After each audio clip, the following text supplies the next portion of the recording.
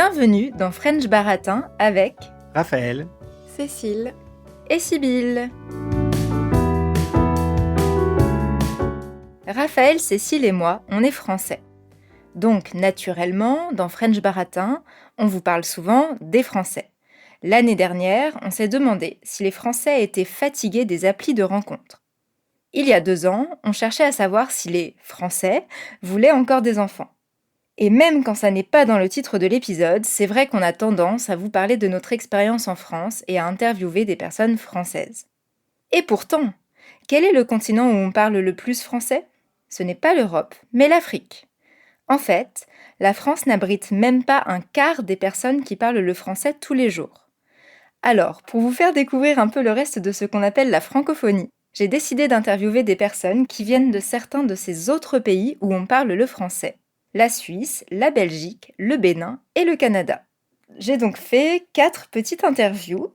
Et pour bien suivre cet épisode où vous allez entendre des accents auxquels vous n'êtes pas forcément habitués, on vous recommande de nous suivre sur notre compte Patreon où vous pourrez vous abonner et avoir accès aux transcriptions qu'on propose systématiquement avec tous nos épisodes, mais qui seront là peut-être encore plus utiles que d'habitude pour avoir le texte des interviews et de ce que nous on raconte aussi. Alors, pour déterminer dans quel ordre nous allons les écouter, nous allons imaginer que nous faisons un voyage qui commence à Paris, car aujourd'hui je suis à Paris et pas à Nantes, contrairement à d'habitude, et on va aller vers le pays le plus proche, puis vers le second pays le plus proche, etc.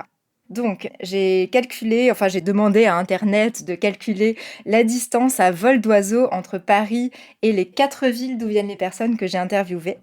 Et je vais vous demander, Raphaël et Cécile, de me dire quelle est la distance la plus courte, la deuxième la plus courte, etc. pour qu'on arrive à la distance la plus longue. Donc, les 4 villes sont Genève en Suisse, Liège en Belgique, Montréal au Canada et Materi au Bénin. Quelle est la ville la plus proche à vol d'oiseau pour commencer notre voyage qui part de Paris ? La Belgique. ouais, je dirais Liège, ouais.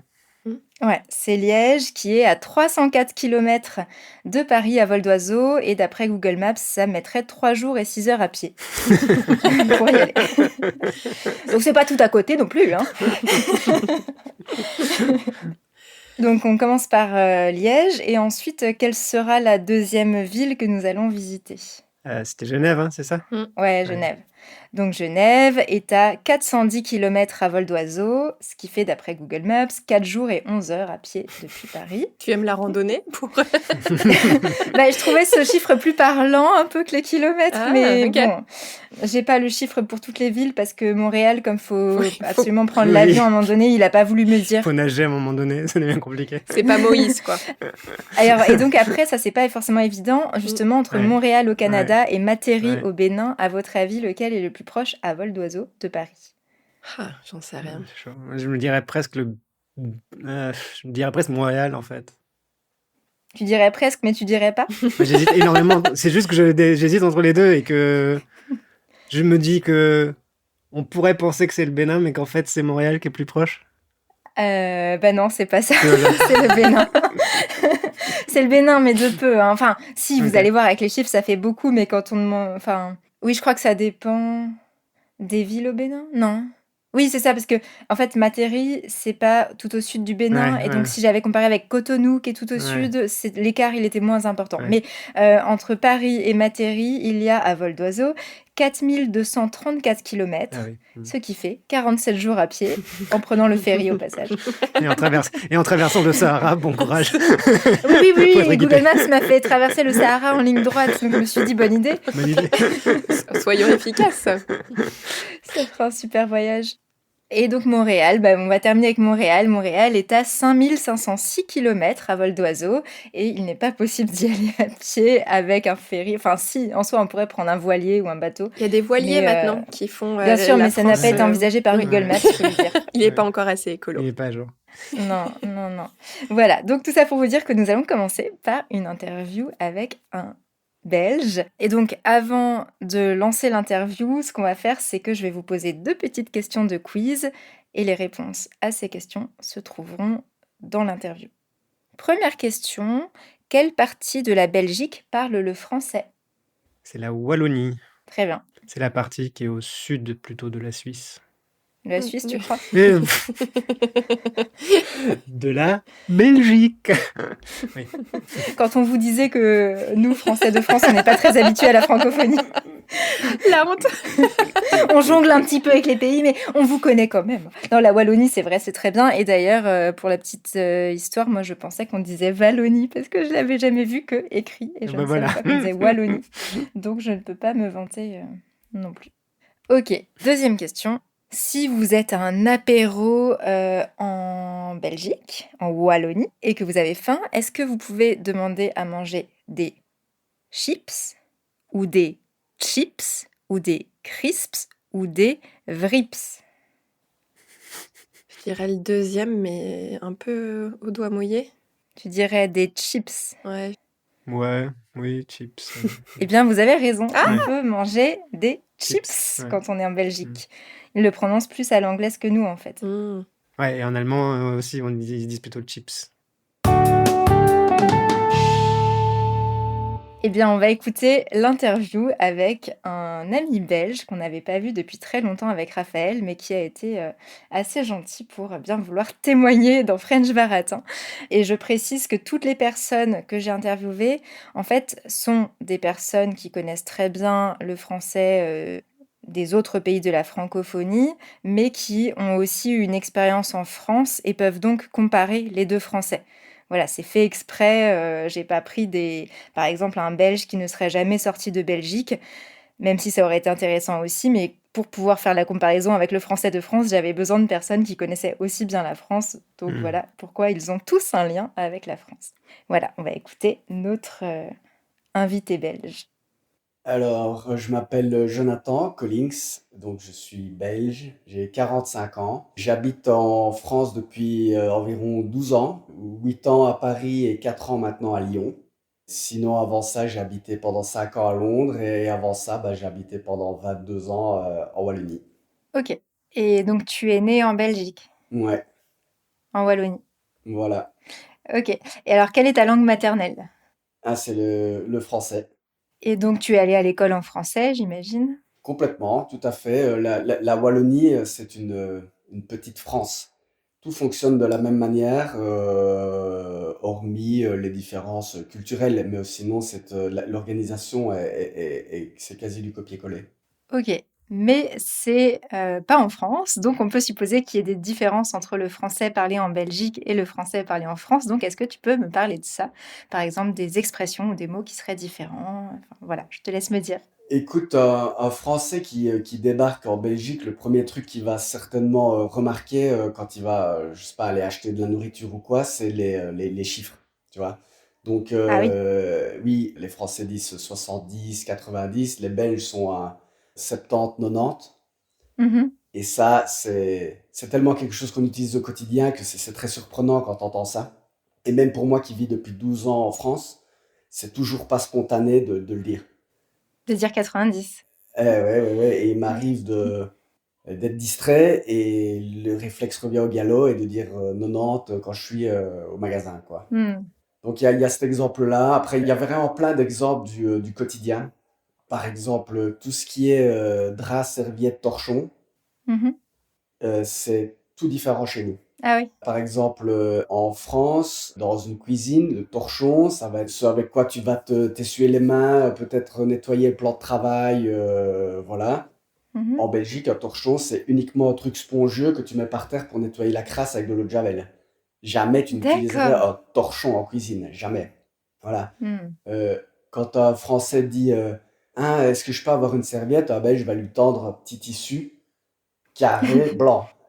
Alors que le Français s'attend à recevoir une serviette de bain, tu vois. Oui, Mais chez nous, ça s'appelle pas une serviette, ça s'appelle un drap de un bain. drap. Ah, Une serviette, c'est uniquement un tape pour s'essuyer la bouche, ah tu oui. vois. Ok. Donc voilà, ça c'est des petites différences. En France, tu vas entendre sopalin, par exemple, pour ce qu'on appelle nous en Belgique les papiers essuie-tout. Hmm. Tu n'entendras jamais sopalin en Belgique. Hmm. Ah oui, un exemple qui me fait toujours bien rigoler, c'est que, par exemple, les chips.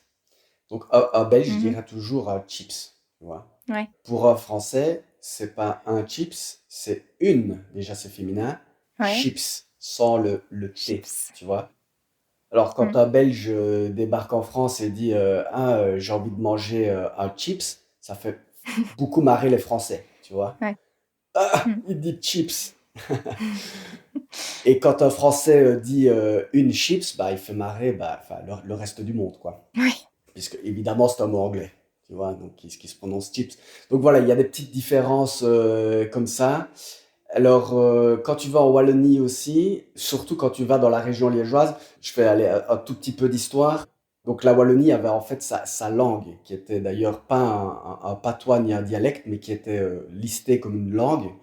Parce que selon mon grand-père, quand il y a un dictionnaire et une grammaire officielle, ça a le statut de langue. Ouais. Donc le wallon a été une langue qui a été parlée pendant des siècles et des siècles en Belgique. Et je crois que c'est Napoléon qui a vraiment francisé la Wallonie lors des Mm. conquêtes et tout, sachant que je veux dire, la noblesse et l'aristocratie et voilà, les élites parlaient de toute façon français à cette époque-là, et le wallon était la langue du peuple. Ce qui est drôle, c'est que même Mm. si c'est aujourd'hui une langue morte depuis plusieurs, allez, une centaine d'années, je vais dire, tu vas en Belgique, et notamment quand tu vas dans la région liégeoise ou dans les Ardennes, dans la région namuroise, tu vas encore entendre, surtout des vieux, mais pas que des vieux, aussi des gens de mon âge et même des plus jeunes, qui, quand ils parlent français, ressortent des petits mots wallons, par-ci, par-là, qui ressortent naturellement. D'accord. Et Ah ouais. on ne se rend même pas compte que c'est du wallon, tellement c'est dans notre langage quotidien. Tu vois? Mm. Et je sais pas, je trouve un exemple, mais par exemple, tu vas avoir un copain qui rentre et qui va dire hey, quelle nouvelle Valais? Quelle nouvelle Valais, ça veut dire quelle Ouais. nouvelle, et Valais, ça veut dire mon garçon, un truc comme ça, tu vois. Et donc, en Ah, fait, ok. il dit bonjour, quoi, mais il dit quelle nouvelle Valais, tu vois. Et tu vas, par exemple, lui répondre parce que bah, tu as une mauvaise journée ou quoi, et tu vas lui dire il y a toujours une sacouée qui ne va nain. Alors ça, c'est du wallon aussi, tu vois, et ça veut dire Ouais. il y a toujours quelque chose qui ne va pas. Il y a toujours in Mm. sakwe qui ne va nain, tu vois. Quoi, c'est quoi, nain, c'est non, etc. Et donc, Mm. quelqu'un qui apprend le français et qui se retrouve en Wallonie, il va de temps en temps entendre des trucs comme ça. C'est pas D'accord, ouais. rare, tu vois, c'est pas rare du tout. Et c'est quelque chose d'ailleurs qui est un peu, je vais dire, qui revient un peu au goût du jour. Avant, il y avait vraiment Ah, que d'accord. les vieux qui continuaient à parler, à parler wallon, et maintenant, il y a quand même une petite fierté, je vais dire, locale, de se dire, je connais encore quelques mots, il y a des expressions que je conserve, et je les dis. Voilà. Le wallon, c'est vraiment un truc qui se situe un peu entre je vais dire, entre le français et le latin, si tu veux. C'est une langue Ah, romane d'accord. aussi. Bah, j'avais Ok. ma voisine qui, lors d'une conversation, il y a, il y a 30 ans de ça, hein, mais m'avait dit une fois, on parlait justement du wallon, c'était le sujet. Ouais, le wallon, c'est le latin venu à pied du fond des âges. Ah, Et je trouve que ok. c'est une belle manière de le dire. C'est un peu ça. Mm. Après, il faut savoir que dans le nord de la France, Picardie et tout ça, ils parlaient wallon à l'époque, hein. Oui, donc là, il y a peut-être des points communs finalement. Peut-être que quelqu'un du nord de la France pourrait comprendre mieux ces expressions wallonnes que moi ou quelqu'un du sud de la France. J'ai rencontré des gens de Marseille, des gens du Mm. Nord, des gens de Bretagne, etc. Quand je rencontre un Lillois, je suis beaucoup plus proche culturellement dans la langue, dans l'accent de lui, que lui le Mhm. serait d'un Marseillais. Oui. Et donc, c'est quand même intéressant de se dire que la frontière en tant que telle, elle est pas aussi ferme qu'on pourrait l'imaginer. J'avais le père d'un copain qui était motard et il me racontait une anecdote qu'il avait été en Belgique. Et il traverse la frontière Wallonie-Flandre. Mhm. Et là, il me raconte, il dit c'est dingue. J'ai traversé la frontière dans les Ardennes, France-Wallonie, je ne m'en suis pas rendu compte. Je n'étais pas Mm. sûr d'où j'étais. J'ai traversé la frontière Wallonie-Flandre. J'ai toute séduit que j'avais changé de pays. Et pourtant, j'ai pas changé de pays. J'ai juste changé de région dans un pays. Et alors, bah, justement, à propos des Flandres, donc déjà, quelles sont les langues officielles ou la langue officielle en Belgique? Il y a trois langues officielles. Tu as le flamand, qui est en fait du néerlandais. Mais c'est le flamand est au néerlandais ce que le français que je parle est à ton français, c'est-à-dire, hormis des petites différences, grosso modo le même. Mais ils aiment Mhm. bien dire, eux, qu'ils ne parlent pas néerlandais, mais qu'ils parlent flamand.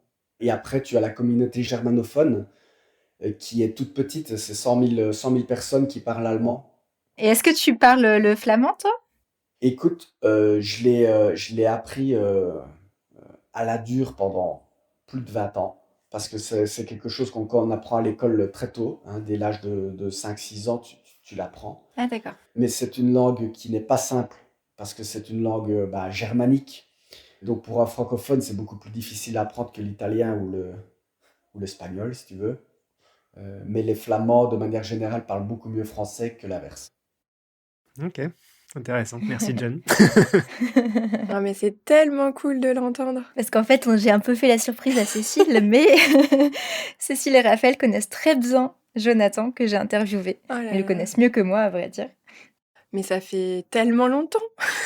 Oh là là. Bah, quand il a dit qu'il est arrivé en France il y a 12 ans, j'étais en train de calculer, bon, bah, ça fait 12 ans que je l'ai rencontré, en fait. Ouais. Et que du coup, ça fait très longtemps qu'on s'est pas vu. Oh, trop bien. Merci pour la surprise, en tout cas. Bah, de rien. Alors, est-ce que vous avez des réactions autres que la joie d'entendre Jonathan? Oui. Et bah, à quel point je suis franco-centrée pour ne pas avoir eu ces discussions avec lui. Voilà. Ah oui? Ouais, et Ouais. c'est fou, c'est hyper intéressant. Je savais. Alors le 90, 70, ça je savais parce que bah on nous dit tellement que c'est compliqué les chiffres en français que tu intègres que en Suisse et en Belgique c'est beaucoup plus simple. Mais le drap, la serviette, le torchon, je savais pas. Mais c'est génial, ça. Ouais, Ouais. c'est. Ouais. Ouais. Ouais.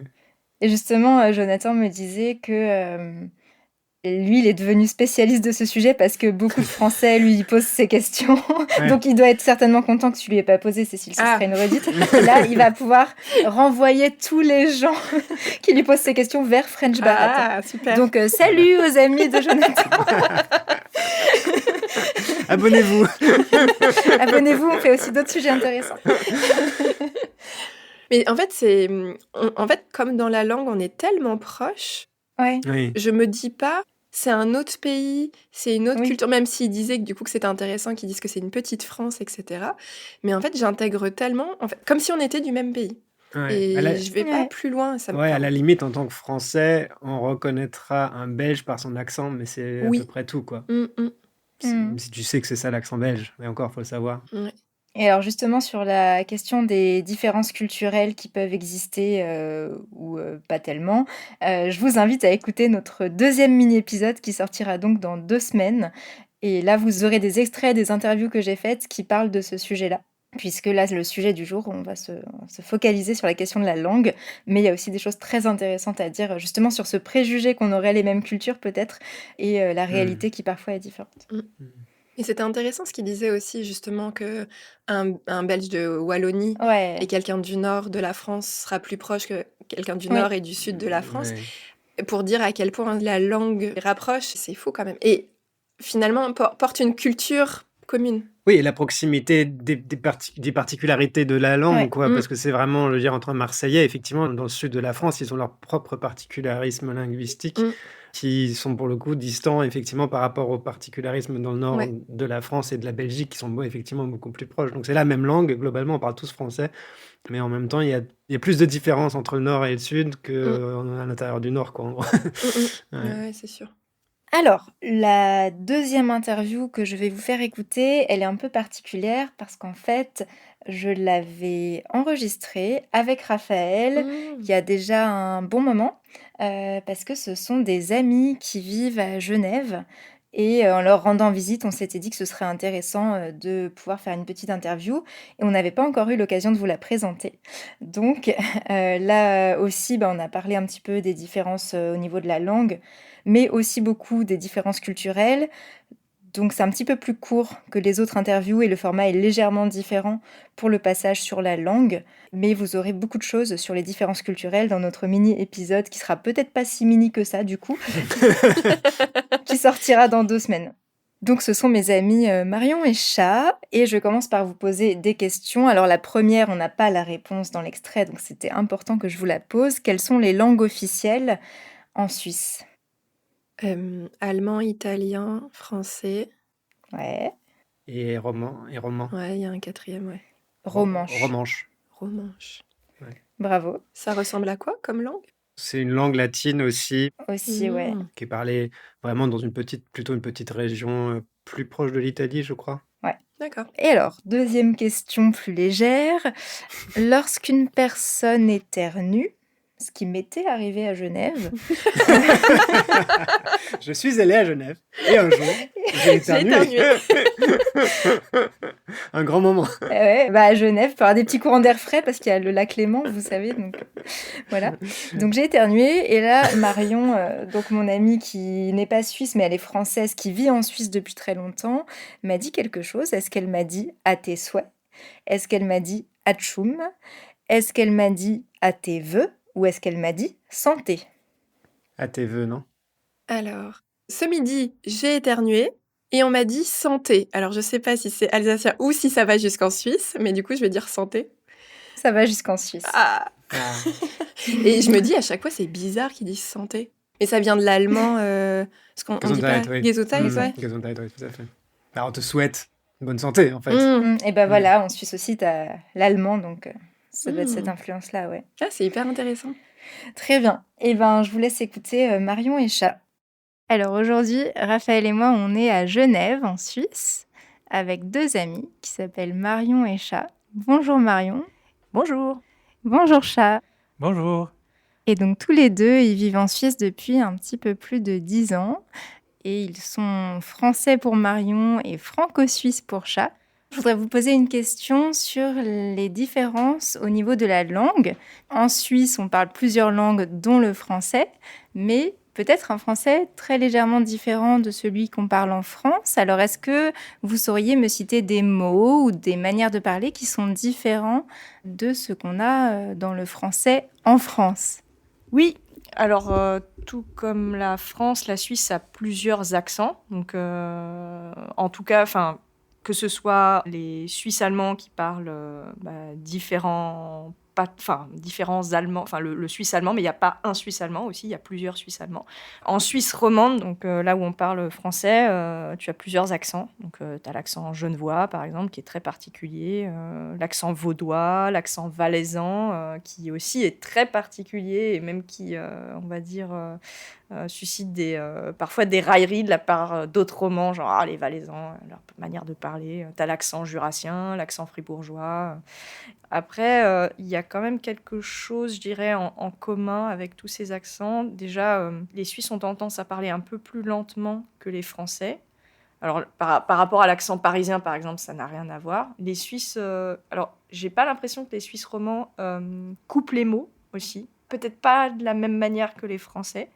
Et puis, il y a une espèce d'accentuation sur certains, rythmés tout le long de la phrase et une accentuation qui va vers le haut à la fin de la phrase. Et ça, c'est vraiment typique des accents romans. Et c'est assez particulier, c'est assez chantant. Moi, je trouve ça très joli. Donc, il y a ça déjà. Et il y a aussi tout un tas de mots qui sont spécifiques à certains coins de la Suisse. Il n'y a pas un français, un Suisse roman ou un français suisse. Chaque partie de la Suisse romande a ses particularités. Alors déjà, la base, les chiffres. En Suisse romande, on ne dit pas 70, on dit 70. On dit 80 à Genève, mais on dit 80 dans le canton de Vaud. Voilà. Et on dit 90. Voilà. Donc ça, c'est un peu... je dirais que c'est le premier truc qu'on remarque. Et puis après, oui, il y a un tas de petits mots assez sympas. Peut-être que Chat, tu peux nous en donner. Est-ce que je peux trouver un peu comme ça, rapidement? On a par exemple une pomme de pin, ça se dit une pive. Un chewing-gum, on va appeler ça une chiclette. Une coque, par exemple, de téléphone portable ou un étui va s'appeler une fourre. Un sac plastique, alors ça dépend, mais il y a certains endroits où on appelle ça un cornet. J'ai une petite question à propos de ça. Hier, j'ai éternué et Marion m'a dit « santé ». Et je ne sais pas si ça, c'est suisse ou si c'est juste une particularité personnelle. C'est suisse. Conclusion, c'est suisse. C'est suisse. De dire santé, mais aussi alsacien, apparemment. Oui. Est-ce que vous avez des réactions ? Ça me fait penser à la première fois que j'ai rencontré des Suisses dans les Alpes, en montagne, du coup, quand j'étais petite. Mhm. Et je m'étais demandé, enfin, qui étaient ces personnes qui n'avaient pas du tout le même accent que moi. Et ça m'avait vachement interpellée, parce que c'était les premiers Suisses que je rencontrais. Et il Ouais. n'y a pas tant, enfin, dans la pop culture, etc., on n'a pas trop de références ou de films Hmm. qui sont faits en Ouais. Suisse. Ou C'est clair. autant pour les Belges, on a. Toutes les BD, déjà? Alors Les Les oui, bandes beaucoup dessinées? non, de je pensais au film là avec Ah, les films, le pardon. dîner de con. Ah, le dîner de con, c'est belge? Bah, en tout cas, non, mais il y a Il y a un il y a un Belge. Belge. Du coup, on connaît l'accent qui est très exagéré peut-être et cliché, etc. Mais on a une référence. Et là, moi, j'avais pas de référence du tout. Et je m'étais dit, tiens, c'est étonnant. Et c'est intéressant parce que j'avais pas conscience que dans un si petit pays, il y avait autant d'accents, comme l'explique Marion. Mhm. Et moi, ce que je trouve quand même intéressant, moi, je compare là avec le suisse allemand aussi, Ouais. Mm. qui lui est, pour un allemand, est carrément incompréhensible en fait. Enfin, ou alors Ouais. faut vraiment bien écouter, quoi. Mais c'est tellement. C'est vraiment une toute autre manière de parler l'allemand, quoi. Après, il y a sûrement aussi en plus des mots qui sont différents, mais ça, je ne sais même pas. Mais rien que la manière de prononcer les mots qui seraient les mêmes, il faut s'accrocher pour comprendre, quoi. Et là, c'est pas du tout autant le cas entre Ah non, pas du tout. le français suisse et le français français. C'est intéressant ça. Ouais, c'est juste des petites choses. Mm. Pour ça qu'il y a Ouais, autant de Français ouais. qui vont travailler en Suisse. Oui, ah Ça, bah on en oui, parlera oui. aussi un petit peu de ce qu'on appelle les frontaliers, ceux qui vivent à côté de la frontière côté français, mais qui vont souvent travailler en Suisse parce que Hmm, c'est mieux payé. Puis après, on vit en hmm, France, c'est moins cher. hmm. Voilà. C'est tout bénef. Mm. Mais je fais un parallèle avec ce que disait Jonathan tout à l'heure, c'est que en juin dernier, j'ai traversé la Suisse pour aller en Italie et on avait une Hmm. première correspondance à Bâle et une deuxième correspondance à Lugano. Mhm. Et du coup, en l'espace de quelques heures, on est resté en Suisse, mais Suisse allemande et Suisse italienne. Et j'avais l'impression que c'était deux mondes différents. Hmm, Et entre Ouais. Lugano et l'Italie, j'avais l'impression que c'était le même pays. Et mhm, peut-être l'argent était un tout petit peu différent quand même.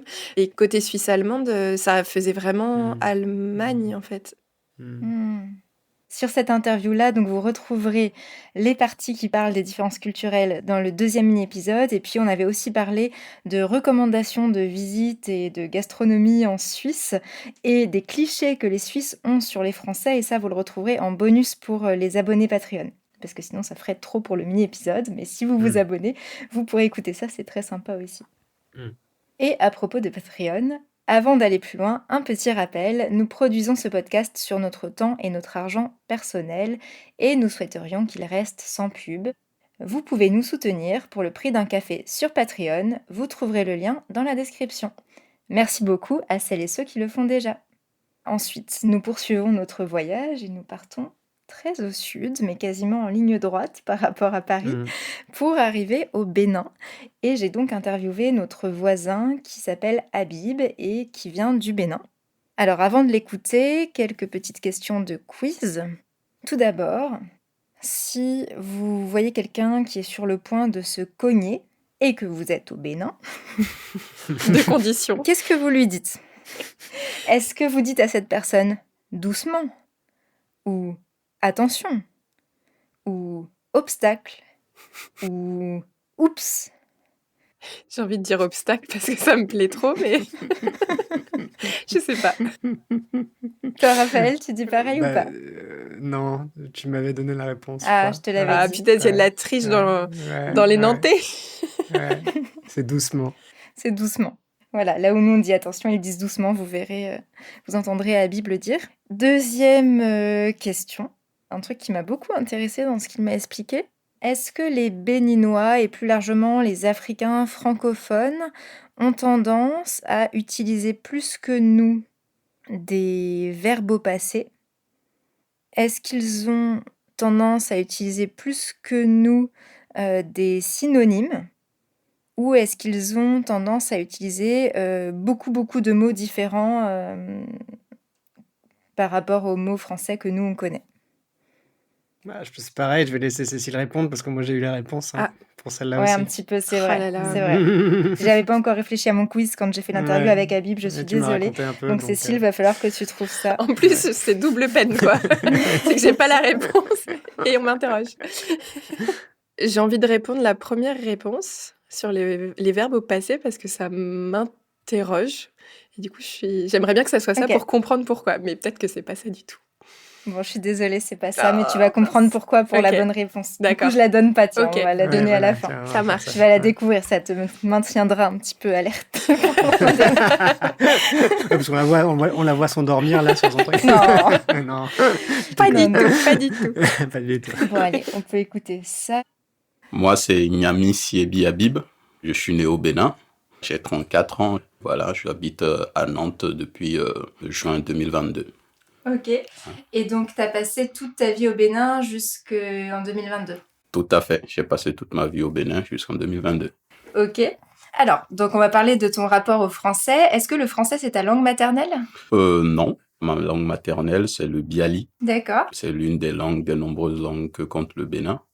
Donc, le Bénin, c'est un petit pays de 13 millions d'habitants. Mhm. Et je peux vous dire qu'il y a au moins une cinquantaine de dialectes, D'accord. dont la mienne, voilà, qui n'est pas la plus parlée non plus au Bénin. Ok.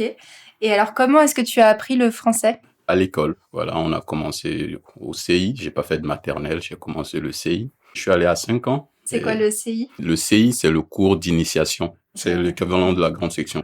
Les cours étaient en français, c'est pas comme une langue étrangère où tu aurais juste quelques cours de langue? C'était la langue de cours. Ok. Donc, on a commencé par les bases. C'est à 5 ans que j'ai commencé à prononcer mes premières lettres françaises. D'accord. On s'assure qu'à partir de CM1, que tu puisses déjà l'écrire correctement, l'écrire et comprendre la signification des choses. Ok. Et tu avais un maître ou une maîtresse, t'avais pas plusieurs profs? Au CI, j'avais un maître. Un maître. Et Ouais. alors, ton maître, Mm. il expliquait le français dans d'autres langues ou juste il parlait vraiment que français? Il parlait vraiment que français. Ah, ça devait pas être facile pour comprendre. Je me pose toujours la question, j'ai pas énormément de souvenirs de cet âge-là. Mais oui, je parlais pas français avec mes parents. Mhm. Mais la particularité du Bénin, vu qu'il y a énormément de dialectes dans une même commune, pour échanger avec les autres enfants, Mhm. il fallait quand même qu'il y ait une langue qui nous réunit tous, quoi. Ouais. Du coup, je dirais pas parler, mais on entendait beaucoup de personnes échanger en français. D'accord. Et tes parents parlent aussi français, mais Mm. pas avec toi. Justement, voilà. Mes parents, pour échanger avec une autre personne qui parle pas notre dialecte, ils parlaient français. Ma mère, par exemple, elle n'a jamais mis pied à l'école. Ah, mais elle parle quand même un peu français. Elle parle un français, elle arrive à se faire comprendre en français. Ah, ok. Ouais. Elle fait parfois des fautes peut-être de prononciation ou ce genre de choses, mais elle arrive à se faire comprendre très facilement. D'accord. Et est-ce que toutes les écoles au Bénin sont en français? Toutes les écoles au Bénin sont en français. D'accord. Donc en fait, tous ceux qui vont à l'école parlent français. Exactement. Et est-ce que l'école est obligatoire? Obligatoire. Ok. Mais du coup, comment on explique le décalage entre le fait que l'école est obligatoire, l'école est en français, mais pourtant, alors, tout le monde ne parle pas français. Enfin, je dis ça parce que j'ai vu qu'au Bénin, c'était 35% de la population apparemment qui parle français. 35%, je sais pas sur quoi est-ce qu'ils se sont basés, mais je peux dire qu'au Bénin, toute personne qui a mis pied à l'école parle français, échange en français. Oui, je pense que c'est peut-être des personnes comme ta maman qui ont pas, par exemple, n'auraient pas déclaré parler français, alors qu'en fait, elles peuvent quand même échanger un petit peu. Exact. Je suppose. Hein. Ouais. Sinon, s'il n'y avait pas le français, on n'aurait pas une langue d'échange. Chaque commune au Bénin, il y en a 77 communes au Bénin. Ok. Dis-toi que chaque commune parle une dialecte différente de celle des autres. Ah oui. Tu imagines? Ok. Et du coup, est-ce que tu as l'impression que le français progresse plutôt puisqu'il y a de plus en plus de personnes scolarisées? Oui. Le français progresse énormément. Et je pense même que dans certaines années, les autres langues se verront disparaître, quoi. C'est possible. Donc le français, c'est une langue officielle au Bénin? C'est la langue officielle au Bénin. Et c'est la seule langue officielle, C'est hein. la seule langue, oui, officielle au Bénin. À un moment donné, on voulait officialiser d'autres langues, Ouais. mais ça, c'est purement mon point de vue, hein. Je pense que ça aurait fait des frustrés, parce que à partir du moment où tu choisis une autre langue, d'autres personnes pourraient se sentir lésées. Ok. Et alors, est-ce que dans le français parlé au Bénin, il y a des expressions ou des mots différents que dans le français que tu rencontres du coup à Nantes, en France en général? C'est une question, elle a l'air anodine, mais c'est très pertinent, parce que c'est le même français, c'est le même vocabulaire, on utilise les mêmes mots, mais au Bénin, il y a une utilisation qui est souvent faite différemment. Ah ouais? Parfois, hein, c'est subtil, hein, il faut prêter beaucoup d'attention pour le remarquer. Tu vois, par exemple, quand au Bénin, admettons, par inadvertance, tu te cognes la tête. Ici, on dirait, ah, attention. Par réflexe, ah, attention. Ouais. Mais au Bénin, tu entendras, ah, doucement. C'est l'exemple qui me vient, mais il y a pas mal de choses comme ça. Nous, on s'est approprié voilà, la langue. Je me dis, d'où est-ce que ça vient? C'est peut-être une interprétation. Tu sais, si dans nos langues maternelles, il y a un mot dans ce genre de situation qu'on utilise qui se rapproche plus de doucement que attention, ben, inconsciemment, dans le français, voilà, quoi, on transpose ça en français. Quand toi, tu vas au boulot, tu reviens du boulot. Raphaël, vous dites quoi? Je suis rentrée, salut. Salut, tu vois. Salut, ouais. Au Bénin, quand tu arrives, quand une personne elle va au boulot ou bien elle sort et elle rentre, on lui dit bonne arrivée.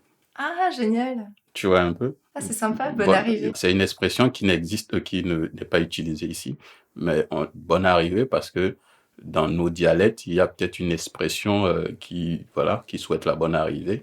Énormément de choses d'expressions comme ça sont transposées en français. Et du coup, un Français qui vient dans une ville, il ne comprendrait pas. Mais c'est... Bon, je pense que bonne arrivée, on peut comprendre quand même. Oui, C'est juste qu'on n'a pas l'habitude. Tu n'as pas l'habitude, exactement. Est-ce que tu as quelque chose à rajouter? Chez nous, quand tu disais un truc, tu pouvais revenir expliquer. Alors qu'ici, tu te dis, il n'y a pas d'explication au-delà de ce que tu as dit. Là-bas, tu peux aligner des phrases et supposer que la personne n'a pas totalement perçu ce que tu voulais dire et tu renchéris. D'accord. Tu vois? Parce que dans l'échange, tu n'es pas sûr que la personne ait compris ou pas et tout. Et tu verras beaucoup d'Africains faire ça. Tu vas penser parfois qu'ils sont insistants, mais c'est dans notre culture, en fait, quand tu dis quelque chose, et si tu as des synonymes pour enchérir ce que tu dis, beaucoup de personnes le font. Parce qu'on est dans un cadre en Afrique où, quand tu dis quelque chose, tu n'es pas sûr à 200% que la personne ait cerné tout ce que tu as dit. Donc, tous les synonymes qui te viennent en tête, tu les alignes. Mais ça, tu dirais que c'est un aspect culturel ou que c'est justement lié au fait d'utiliser le français qui n'est pas forcément la langue maternelle? Oui, je pense que c'est ça, c'est lié à ça. Parce que chacun n'est pas totalement sûr que l'autre en face ait perçu toute la subtilité qu'elle voulait faire connaître. C'est inconscient, hein. Et c'est que dans la langue française qu'on le fait comme ça. Ah oui, tu le fais pas dans ta langue maternelle? Non, dans ma langue maternelle, je ne le fais pas. C'est trop cool. Voilà, donc tu vois, ce sont les synonymes qui sont beaucoup utilisés pour s'assurer que la personne en face ait bien compris. Et c'était rigolo parce que forcément, j'ai coupé un petit peu cette interview, mais Habib lui-même, dans notre interview, a utilisé beaucoup de synonymes ou a reformulé ce qu'il me disait de différentes manières. C'est hyper drôle parce que justement, en cours de français, je répète, j'essaie de garder un rythme relativement naturel, mais je répète beaucoup de différentes Oui. manières avec des synonymes. Et en fait, c'est comme si tous les Béninois étaient un petit peu profs de français. Pour les Bah voilà. autres. Voilà.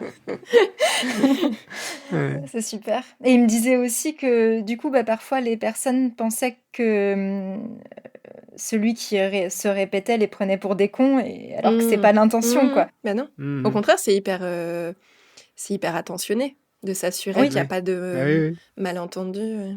Oui, et bénéfique, quoi, d'une certaine façon, oui. parce que c'est toujours mieux d'éviter le plus possible Ouais. des malentendus, quoi. C'est vrai que la communication, c'est pas toujours évident, hein. Mm. Non, je trouve ça hyper intéressant, le fait que le français soit la langue de communication entre toutes ces...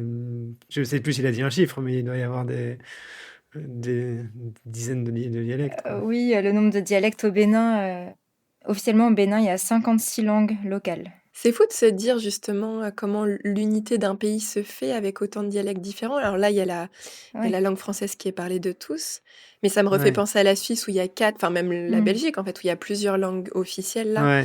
et de dire comment tu arrives à unifier, ça me Bah, fascine. plus ou moins bien, parce qu'en Belgique, on sait qu'ils ont un peu du mal, justement, à bah, c'est vrai, la Belgique est un pays qui a À se parfois du gouverner. mal à fonctionner, Mmh. Oui, et en même temps, ils fonctionnent. ouais, Tu vois, c'est pas un pays qui s'est enfin, ils existent oui, depuis un petit moment et pour l'instant, pour c'est autant, vrai. c'est pas devenu Non, il y a juste des l'anarchie tensions. complète, quoi. C'est juste que c'est Ouais. une manière de se gouverner qui est différente aussi, hein, Mmh. tout simplement. Mmh. Enfin, Mais naturellement, ça m'a fait un petit peu penser, enfin le fait que le français soit la langue commune, ça m'a Ouais. un peu fait penser au monde où ouais. en fait l'anglais est devenu la langue commune. Pour autant, j'ai pas l'impression que le français va disparaître. Voilà, mais ça nous permet quand même de nous comprendre chacun ensemble, un peu comme les Ouais. Béninois qui utilisent le français pour se Mm, comprendre, mais qui mm, gardent leur dialecte ou leur langue locale du coup mm, mm. dans leur communauté, enfin ou dans leur commune. Oui, et puis là, sur l'anglais, justement, Habib me disait qu'ils avaient des cours d'anglais comme nous à l'école, mais sans plus, et ils parlaient pas bien anglais, quoi. Donc, en Mmh. fait, pour le coup, dans l'Afrique francophone, ça reste le français, Mmh. ce qu'on appelle la Mm. lingua franca, justement, c'est-à-dire la langue qui permet de parler. Tu connaissais pas cette expression, Cécile? Ça a fait une Non, tête pas du qui tout. comprend pas. Parce que je fais des gros yeux, c'est pour ça que. Une lingua franca, c'est une langue qu'on utilise pour discuter entre personnes qui ne parlent pas la même langue. Mmh. Ok. Putain, j'ai appris trop de trucs aujourd'hui. Et pour le coup, je veux dire encore, en France, on a un peu des notions un peu comme ça qu'en Belgique, on parle un français différent. On sait aussi justement des petits trucs comme ça, comme les chiffres particulièrement, mais on connaît absolument rien à l'Afrique francophone. Et voilà, quand on écoute effectivement quelqu'un comme Habib nous raconter tout ça, on découvre tout en fait. On part de zéro, quoi. Oui, et puis là, j'ai un voisin béninois, mais il y a plein d'autres pays en Afrique où on parle français et probablement avec d'autres habitudes aussi. Donc, il y a tout un monde à découvrir. Complètement. J'avais eu, quand j'étais jeune, une amie camerounaise Ah oui? et oui. plus tard un manager sénégalais. Mhm. Et en fait, un peu comme Jonathan, il parlait français comme moi. Enfin, en fait, je me suis pas posé 1000 questions. Ouais. Et du coup, je m'en veux de pas avoir eu cette curiosité. En plus, j'ai toujours adoré les langues, je sais pas, mais il parlait comme moi. Je me suis dit, on parle pareil. Je Ouais. vais pas aller chercher plus loin. Ouais. Bref, c'est un peu triste. Bah, il te reste encore toute une vie devant toi pour te Tout rattraper. à fait, tout à fait. Et on va poursuivre justement ton rattrapage peut-être avec la dernière étape de notre voyage, direction Montréal. Donc je vous pose 2 questions toujours. Tout d'abord, quelle question peut-on poser au Québec si on veut demander à une personne de nous passer le sel? Est-ce que on lui dit « Sais-tu me passer le sel ?» ou « Crois-tu me passer le sel ?» ou « Tu peux-tu me passer le sel ?» ou « Peux-tu me passer le sel ?» Avec une intonation différente que je fais très mal, mais où ça monterait pas à la fin comme nous on a l'habitude. Mhm. D'accord.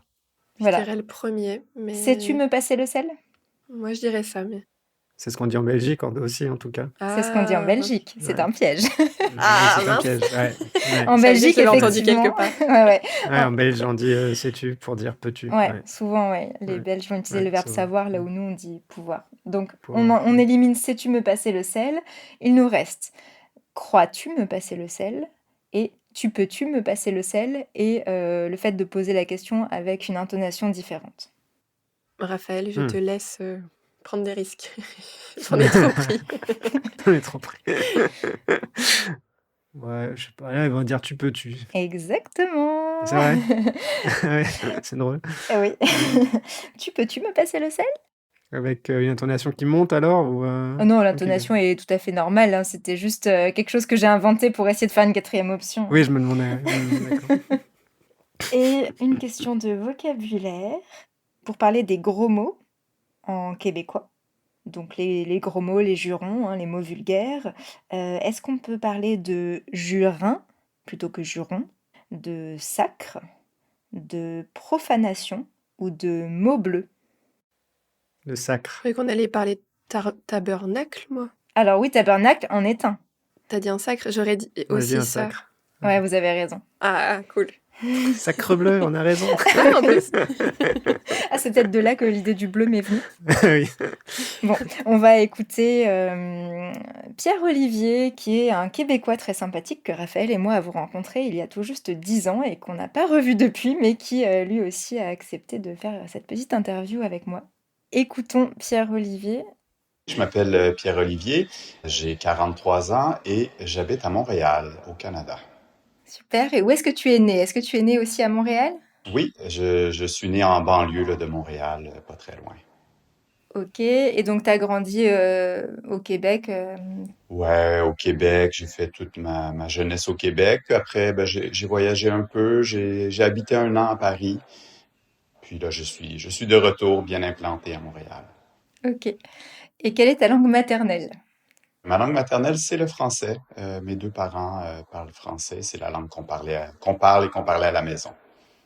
Et donc, est-ce que tu peux nous expliquer quelles sont, d'après toi, qui justement a vécu aussi à Paris, les différences principales entre le français québécois et le français de France?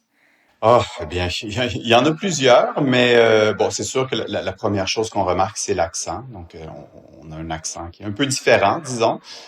Puis encore que, un peu comme en France, mais au Québec, on va retrouver différents accents selon les régions. C'est pas un seul bloc. Là. Il n'y a pas juste l'accent québécois. Les Acadiens ont leur accent. Si on va au Lac-Saint-Jean, ils vont avoir leur accent. Puis même des petites différences entre Montréal et la ville de Québec. Puis après, ben, c'est dans les mots, dans les expressions. Je crois que bon, au Québec, on a un souci par rapport à la langue. Vous savez, on est quand même 9-10 millions de francophones entourés dans une mer de 400 millions d'anglophones. Donc, c'est sûr que ça teinte notre relation à la langue. On va faire plus d'anglicisme parfois ou des calques sur l'anglais, comme pour donner un exemple, au Québec, on va se dire bon matin le matin. Hein, donc quelque chose qui se fait pas en France, qui serait un calque de good morning, par exemple. Mais on est aussi très rapide à traduire des mots, souvent des nouvelles réalités, comme c'est du Québec que vient le mot courriel pour email. Oui. On va pas chatter, on va clavarder. Justement, un podcast, on traduit ça comme étant une balado diffusion. Je sais pas si c'est tous des mots qui sont utilisés en France, mais ça c'est une réalité au Québec. On traduit rapidement les nouveaux mots, là, les nouveaux concepts comme ça. Donc, claveter, ça vient du clavier, c'est ça? Clavarder. Clavarder, pardon. Clavarder. Oui, exactement. Donc c'est comme parler par l'entremise du clavier. Là. Donc D'accord. c'est C'est la sympa. traduction de chatter. Ouais, voilà. Ok. Est-ce que tu peux me citer d'autres mots qu'on utilise au Québec mais pas en France? Enfin, dans les clichés, moi, j'y suis jamais allée, mais j'ai en tête le char, par exemple. Oui, ça c'en est un. Je sais même pas si c'est du vieux français ou quoi, mais c'est vrai que pour parler d'une automobile, on peut utiliser en langage plutôt familier le mot char. Donc, mon char part pas ce matin, il fait trop froid. Ou même il fait fret. Donc ça aussi, pour dire il fait très froid, on va dire il fait fret. Moi, je l'ai beaucoup vécu en France. Des fois, c'est pas juste des mots, mais c'est des mots qui ont des significations différentes. Nous, une fontaine d'eau où on va boire, on peut parler d'un abreuvoir, alors qu'en France, c'est strictement réservé aux animaux. Donc, la première fois que j'ai dit ça, ça a bien fait rire. Ou, je pense quand j'avais commandé au restaurant une pointe de tarte. Donc, ça, je pense que ça se dit pas, hein, une pointe de tarte. On va dire une part de tarte. Ou donc, des petites choses comme ça. On s'en rend pas toujours compte là, dans la vie de tous les jours. Là, c'est vraiment juste quand on est quand on est frotté à cette réalité-là d'être dans un pays différent qu'on se rend compte de ces petites différences linguistiques là. On va magasiner plutôt qu'aller faire du shopping. On va mettre un chandail plutôt qu'un pull. J'ai entendu dire aussi que c'est parfois du vieux français pour les Français, c'est-à-dire que c'est du français. Beaucoup d'immigrants du Québec viennent de la Bretagne, donc c'est des fois des expressions qui étaient utilisées en Bretagne, qui ont traversé l'Atlantique, puis que nous, ça s'est demeuré en fait. Oui, ben c'est vrai que chandail, j'ai déjà entendu ma grand-mère le dire. Mm-hmm. Mm-hmm. Après ça, on a des structures dans la langue aussi, on se rend pas toujours compte, mais on a, je sais pas comment on appelle ça, mais quand on pose une question, plutôt que de dire, par exemple, peux-tu sortir les poubelles? On va faire le double, on va dire tu peux-tu. Donc ça aussi c'est particulier. Je m'en étais même pas rendu compte avant qu'on me le dise, mais ça c'est une autre chose là qu'on va faire souvent. Ouais. Et donc là, tu me parles de mots que finalement, nous, en tant que Français, si on venait au Québec, on va peut-être pas comprendre. Mais en sens inverse, est-ce que toi, en arrivant à Paris, tu as entendu des mots ou des expressions qui t'ont paru bizarres, que tu connaissais pas du tout? C'est sûr qu'on est plus exposé, probablement, comme la France est un plus gros pays, on a plus on est exposé plus jeune à du contenu français, donc je pense que ça choque moins pour un Québécois qui va en France. Après, il y a beaucoup d'abréviations en France. Les Français sont forts pour faire des abréviations de mots, puis le verlan aussi, si on n'a pas ça au Québec. Ah oui? Donc, Ah non? Non, pas du tout. Donc, des trucs comme c'est ouf, on dit pas ça. Donc, il y a des choses comme ça qui surprennent au début. Mais comme on a quand même beaucoup d'immigrants au Québec, d'immigrants français, surtout à Montréal, c'est sûr qu'on l'entend quand même là. Donc, on a quand même une exposition. Il y a plus de Français au Québec que probablement de Québécois en France là, pour ça. Oui, donc toi, si tu regardes un film français, enfin, il n'y a pas d'incompréhension, vraiment, tu comprends tout. Non, c'est ça, ça va, c'est ça, il y a pas d'incompréhension. Non. Hmm.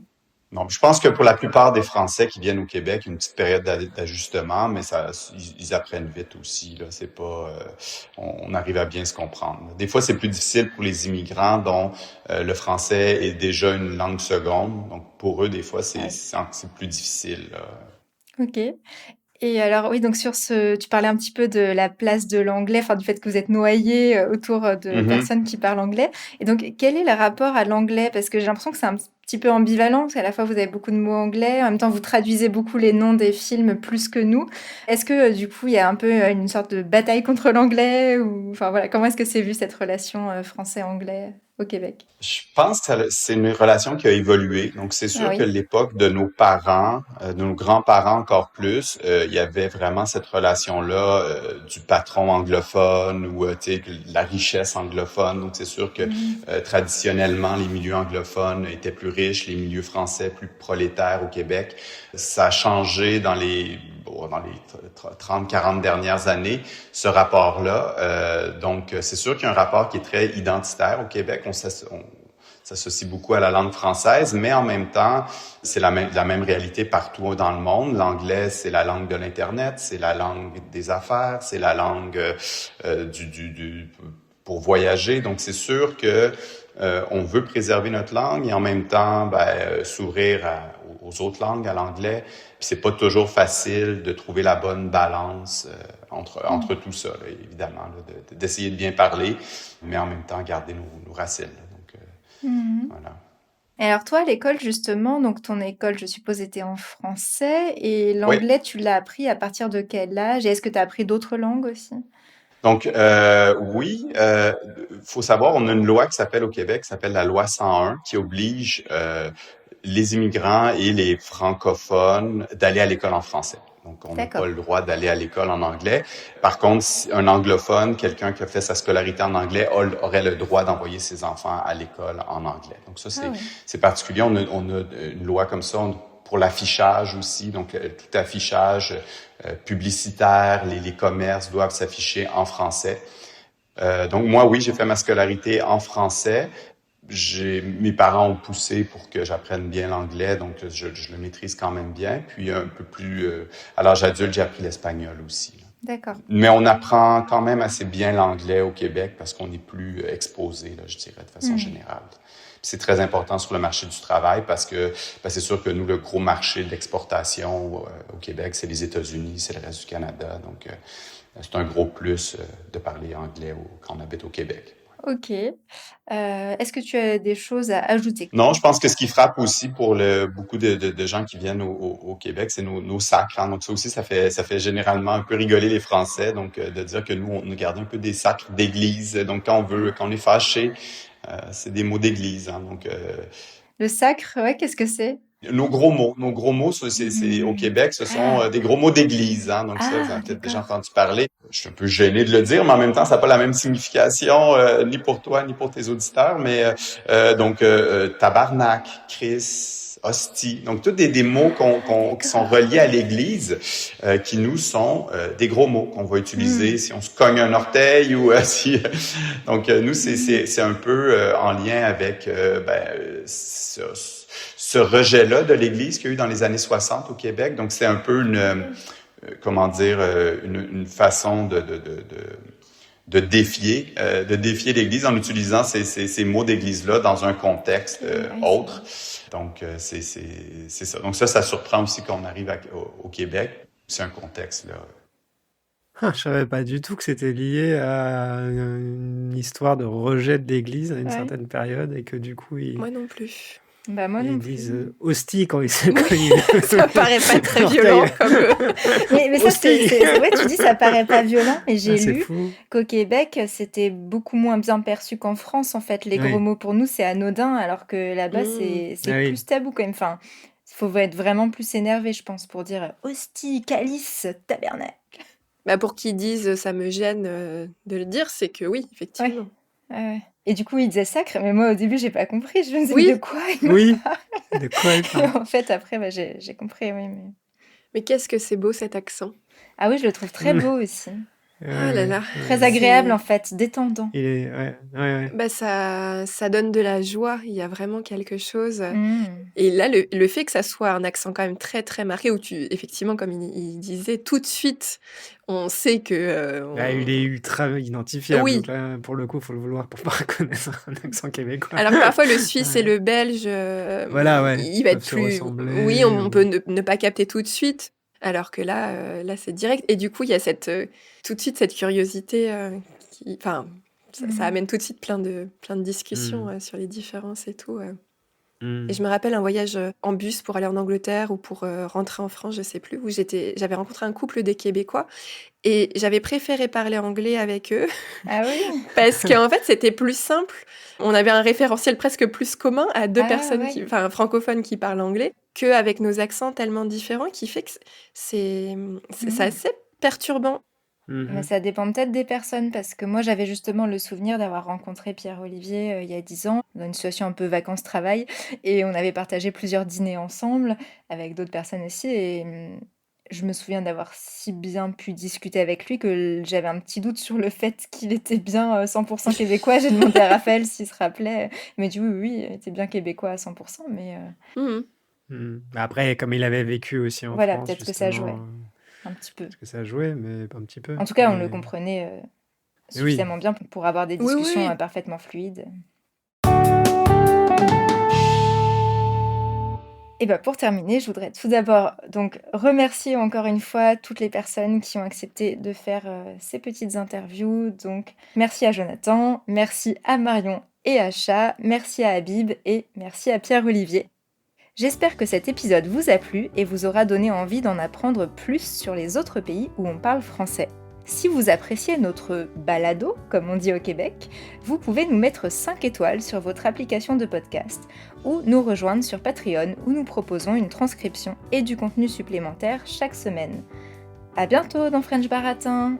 À bientôt.